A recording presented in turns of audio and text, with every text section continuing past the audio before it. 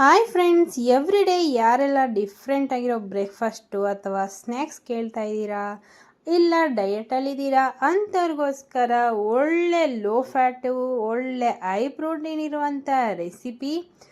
ಒಂದು ಪ್ಯಾನಲ್ಲಿ cheese, ಬೇಯಿಸ್ಕೊಂಡಿರೋ sweet potato ಹಾಕ್ಕೊಂಡು fry ಮಾಡಿಕೊಂಡು ಅದ್ರ ಮೇಲೆ ಸ್ವಲ್ಪ ಸಾಲ್ಟು, ಸ್ವಲ್ಪ ಚಿಲ್ಲೀಸ್ ಹಾಕ್ಕೊಂಡು ಟರ್ನ್ ಮಾಡಿಕೊಂಡು ಸ್ವೀಟ್ ಪೊಟೊಟೊವನ್ನು ಕೂಡ ಚೆನ್ನಾಗಿ ಫ್ರೈ ಮಾಡ್ಕೊಳ್ಬೇಕು.